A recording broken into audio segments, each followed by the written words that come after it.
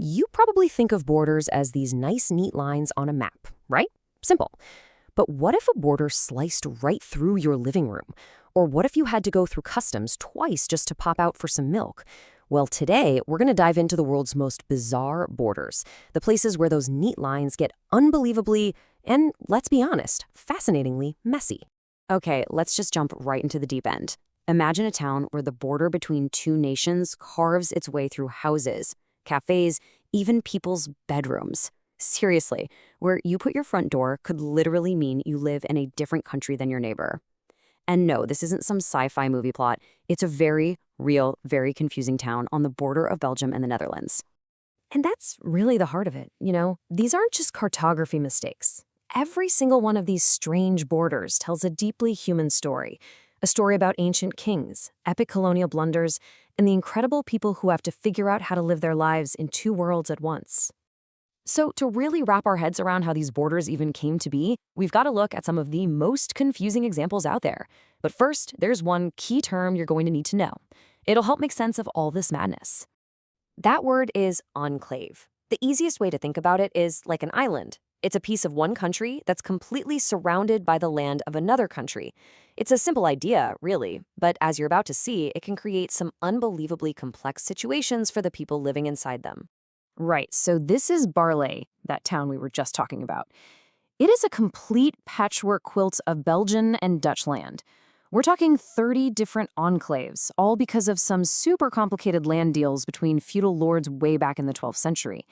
There's even this wild story that during World War II, people would just move their front doors to the other side of their house to switch which country they officially lived in.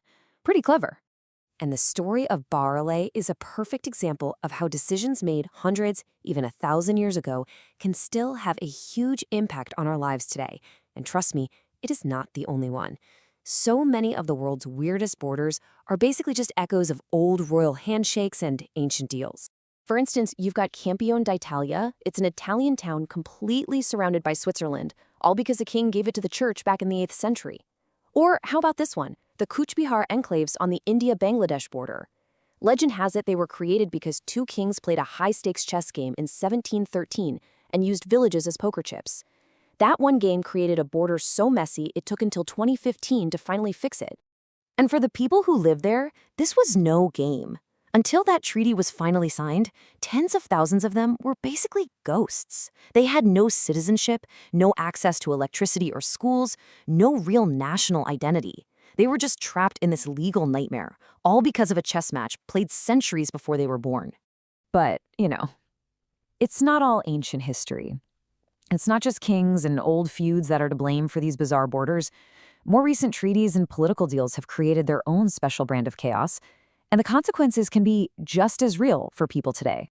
This one is just brilliant. It shows you the power of a single word. Back in 1659, Spain signed a treaty to give France 33 villages. But the people of a place called Llívia piped up and said, actually, we're a town, not a village. And you know what? It worked. That one-word difference was enough for them to stay part of Spain. To this day, Llívia is a Spanish town completely surrounded by France, all thanks to some really, really good lawyers. And you see this pattern of treaties creating border oddities all over the world. A treaty gave Gibraltar to the British. Another treaty accidentally chopped off a piece of Washington state, leaving it stuck inside Canada. And after World War II, the old German city of Königsberg was just absorbed by the Soviet Union and became the Russian territory of Kaliningrad. Every line on this timeline tells a story of power shifting. And for the people living in that chopped-off bit of Washington, Point Roberts, that line on the map from 1846 is a very real daily headache.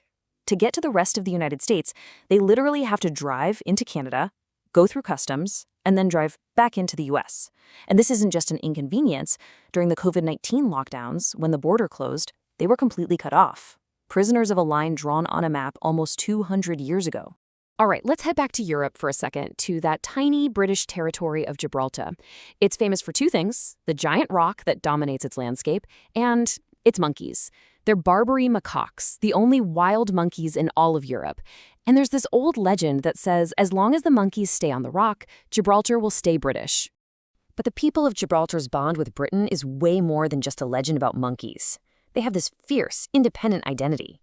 Back in 2002, they held a vote on whether they should share control with Spain. And the result? I mean, look at this. An incredible 98.9% voted to stay British. It just goes to show you that sometimes a feeling of identity is way more powerful than geography. And now for something completely different, a piece of land that nobody wants. This is Bir Tawil. It's a chunk of barren desert between Egypt and Sudan. So why doesn't anybody claim it? Well, it's all because of two different colonial-era treaties that draw the border in two different places. Both Egypt and Sudan want the border that gives them a much more valuable piece of land next door, which means they both have to reject the border that would give them Bir Tawil. It's like a geopolitical hot potato that no one is willing to catch. So we've seen borders made by treaties, by wars, even by a game of chess. But what if a border was drawn based on something as simple as who you felt loyal to? That's exactly what happened in our next set of examples. Now, to understand this next one, you're gonna have to bend your brain a little. We need to talk about the third-order enclave. It sounds like something straight out of the movie Inception, and honestly, that's not a bad way to think about it. It's basically a country inside a piece of another country that's inside the first country. Told you it was weird? And here is the real-life version of that Inception idea. So deep inside the United Arab Emirates, there's a little chunk of Oman called Mada. But if you go inside Mada, you'll find a tiny village called Nawa, which is actually part of the UAE again. It's a geographical turducken, and it exists for one simple reason.